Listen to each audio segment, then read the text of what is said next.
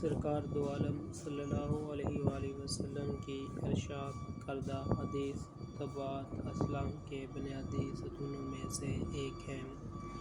ان حدیث مبارکہ کو جرح و نقد سے گزار کر ہم تک پہنچانے کے لیے ایک مکمل سلسلہ موجود ہے۔ اس سلسلہ رحب میں موجود ہر فرد اپنی جگہ پر خدمات اور تقویٰ کے اعتبار سے اپنی مثال آپ ہے۔ صحابہ کرام کے بعد تبع تابعین نے علم و حدیث کی جس طرح خدمت کی، پوری امت ان کے احسان کی مقروض ہے۔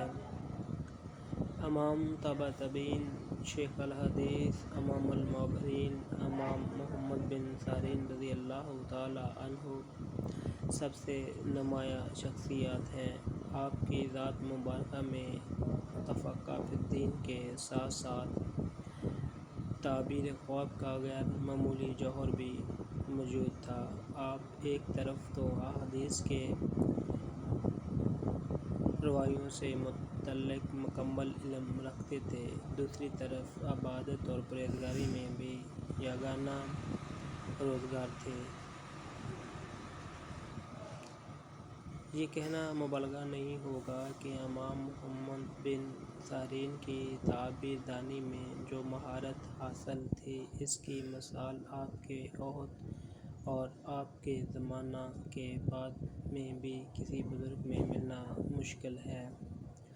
آپ کی حیات طیبہ میں یہ معمول تھا کہ اسلامی دنیا میں جب بھی کوئی شخص ایسا خواب دیکھتا کہ علماء اور صالحہ اس کی تعبیر بیان کرنے سے قاصر ہوتے تو اس وقت وہ امام محمد بن سیرین کی طرف رجوع کرتا اور آپ اس کی جو بھی تعبیر بیان فرماتے وہ ایسی صائب اور اٹل ہوتی کہ اس کا اثر ظاہر ہونے پر اپنے وقت کے علماء اور صالحین آپ کی فراست کی داد دیتے۔ علامہ سعدی ایک مقام پر تحریر کرتے ہیں کہ امام ذہبی نے ہر فن کی بزرگ اور ماہر اعمال کی ایک فہرست مرتب کی، جس میں محمد ابن سیرین کی معتبر خصوصیات کے نام سے یاد کیا ہے۔ آپ کی ولادت مبارکہ 33 ہجری بصرہ کے ایک موضوع جریبہ میں ہوئی۔ آپ کے بھائی حضرت انس بن سیرین رضی اللہ تعالیٰ عنہ فرماتے ہیں کہ حضرت محمد بن سیرین کی پیدائش امیر المومنین سیدنا عثمان غنی رضی اللہ تعالیٰ عنہ کی شہادت سے تقریباً 2 سال قبل ہوئی۔ آپ حضرت انس بن مالک رضی اللہ تعالیٰ عنہ کے آزاد کردہ غلام تھے، لیکن آپ کی غلامی سے آزادی کے باوجود آپ کی خدمت میں حاضر رہے اور بطور کاتب خدمات سر انجام دیتے۔ آپ کی والدہ ماجدہ حضرت صفیہ سیدنا صدیق اکبر رضی اللہ تعالیٰ عنہ کی کنیز تھیں۔ آپ نے اپنی زندگی کے ابتدائی ایام حضرت انس بن مالک رضی اللہ تعالیٰ عنہ کے پاس سے گزارے اور آپ کی خدمت کرتے کرتے آسمان علم و فضل پر، خصوصاً تعبیر خواب پر آفتاب بن کر چمکے۔ تعبیر الرؤیا کے فن میں مکمل مہارت کے ساتھ ساتھ آپ کو علم حدیث میں بھی کمال حاصل تھا۔ آپ نے حدیث کی روایات، تحقیق اور ثقافت میں ایک ایسا معیار قائم کیا جو بعد میں آنے والے محدثین کے لیے مشعل راہ کی حیثیت سے قائم رہا۔ ابتدا محمد بن سیرین حدیث کی روایات میں اسناد کا خاص لحاظ نہ رکھتے تھے، لیکن بعد میں جب فتنوں نے سر اٹھایا اور کئی صالحین امت نے بھی مختلف بدعتی لوگوں کی روایات کی وہ حدیث بھی بیان کرنا شروع کر دیں تو امام محمد بن سیرین نے روایات کرنے کے لیے معیار قائم کیا کہ وہ معتزلہ کی بیان کردہ کوئی حدیث کی روایات نہ کرتے۔ بلکہ صرف اہل سنت سے ہی روایات لیتے اور وہی بیان کرتے۔ حضرت محمد بن سیرین رضی اللہ تعالیٰ عنہ کپڑے کا کاروبار کرتے تھے اور اس کاروبار میں شریعت اسلامیہ کے تمام اصولوں کا خیال رکھتے۔ تقویٰ کا یہی عالم تھا کہ اگر کپڑے میں کوئی عیب ہوتا تو فروخت کرنے سے پہلے اس کو واضح طور پر بیان کرتے۔ ابن سعد نے آپ کی شخصیت کے متعلق ایک عجیب واقعہ تحریر کیا ہے کہ آپ نے 40,000 درہم کا اناج بغرض تجارت خریدا۔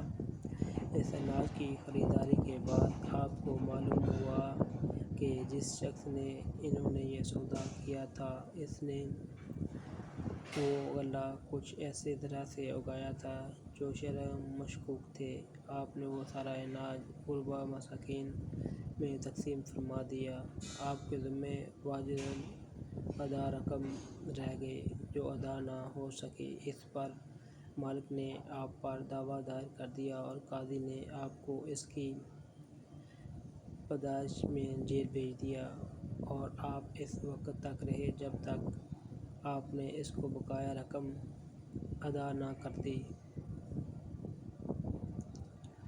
حضرت امام محمد بن سیرین لوگوں سے معاملات کرنے میں حد درجہ محتاط تھے اور ان لوگوں کو بھی شریعت پر عمل کرنے کی نصیحت فرمایا کرتے۔ حضرت ہشام بن حسان فرماتے ہیں کہ جب کوئی شخص تجارت کے لیے بیرون ملک روانہ ہوتا تو امام محمد بن سیرین خصوصی طور پر بلا کر نصیحت کرتے کہ اللہ تعالیٰ سے ڈرتے رہنا، اس نے جو تمہارے مقدر میں کر دیا ہے اس کی تلاش میں کوشش کرنا، اور اگر تم حرام کے حاصل کرنے کی کوشش کرو گے تب بھی تمہیں وہی ملے گا جو تمہارے مقدر میں ہے، اور بے شک اس مجھ سے زیادہ تم حاصل نہیں کر سکو گے۔